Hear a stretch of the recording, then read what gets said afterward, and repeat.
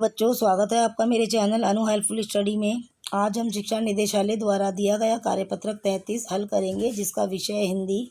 जब सिनेमा ने बोलना सीखा। ये कक्षा 8 के बच्चों के लिए है। ये कार्यपत्रक है 30 नवंबर 2021 का।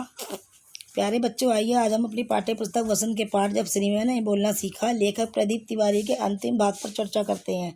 इस पाठ को आप एक बार में ही अपनी पुस्तक से पूरा पढ़ सकते हैं। सवाक सिनेमा के नए दौर की शुरुआत कराने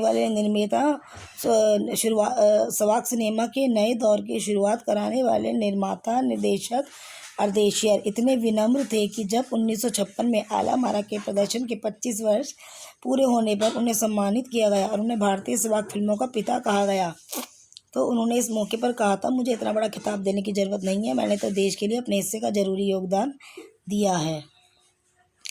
जब पहली बार सिनेमा ने बोलना सीख लिया। सिनेमा में काम करने के लिए पढ़े लिखे अभिनेता अभिनेत्रियों की ज़रूरत भी शुरू हुई, क्योंकि अब संवाद भी बोलने थे। सिर्फ अभिनय से काम नहीं चलने वाला था। मूक फिल्मों के दौर में तो पहलवान जैसे शरीर वाले, स्टंट करने वाले और उछल कूद करने वाले अभिनेताओं से काम चल जाया करता था। अब उन्हें संवाद बोलना था और गायन की प्रतिभा की कदर भी होने लगी थी। इसलिए आला मारा के बाद आरंभिक सवाक दौर की फिल्मों में कई गायक अभिनेता बड़े पर्दे पर नजर आने लगे। हिंदी उर्दू भाषाओं का महत्व बढ़ा। सिनेमा में देव तकनीक की भाषा की जगह जन प्रचलित बोलचाल की भाषाओं का दाखिला हुआ।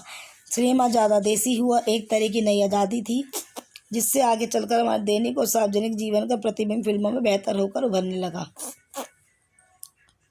अभिनेताओं अभिनेत्रियों की लोकप्रियता का असर उस दौर के दर्शकों पर भी खूब पड़ रहा था। माधुरी नाम की फिल्म में नायिका सुलोचना की हेयर स्टाइल उस दौर में औरतों में लोकप्रिय थी। औरतें अपनी केश सज्जा उसी तरह कर रही थीं।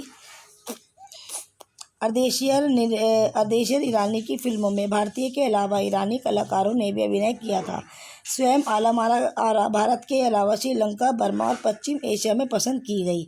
भारतीय सिनेमा के जनक फाल्के को सवाक सिनेमा के जनक अर्देशियर ईरानी की उपलब्धि को अपनाना ही था, क्योंकि वहाँ से सिनेमा का एक नया युग शुरू हो गया था। लेखक प्रदीप तिवारी जो है इसके लेखक हैं। आशा है पाठ के इस भाग को पढ़कर आपको मज़ा आया होगा। आइए इस भाग पर आधारित कुछ प्रश्नों के उत्तर खोजने की कोशिश करते हैं।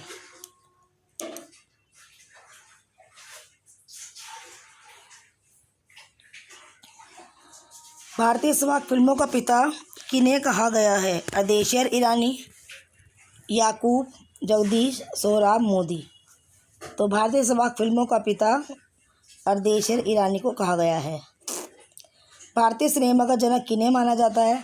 पृथ्वीराज कपूर, बलराज, दादा साहब फाल्के, इनमें से कोई नहीं। तो दादा साहब फाल्के को भारतीय सिनेमा का जनक कहा जाता है, जनक माना जाता है। इस पाठ के लेखिका कौन है? विजय तिवारी, सुमित्रा, ज्योति या फिर प्रदीप तिवारी। तो इसके लेखक जो है वो है प्रदीप तिवारी। आगे चलते हैं अब।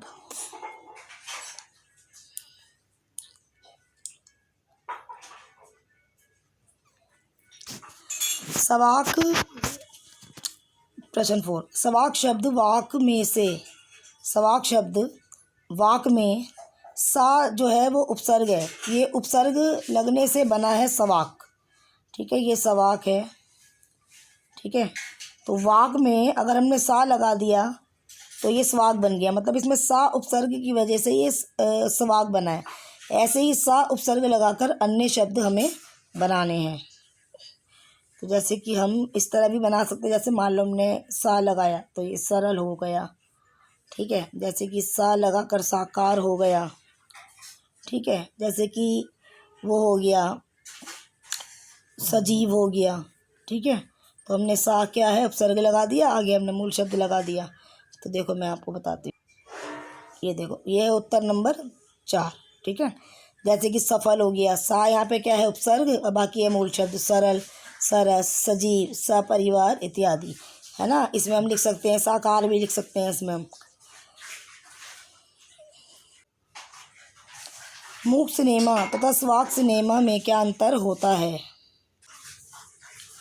तो ये है हमारा उत्तर नंबर 5। मूक सिनेमा में आवाज़ नहीं होती, जबकि सवाक सिनेमा आवाज़ के साथ अभिनय होता है। तो बच्चों ये वर्कशीट कंप्लीट हो गई है, इसको आप अपनी कॉपी में उतार लेना। वीडियो पसंद आई हो तो इसे लाइक कीजिए, शेयर कीजिए। थैंक यू बच्चों, मिलते हैं नेक्स्ट वीडियो।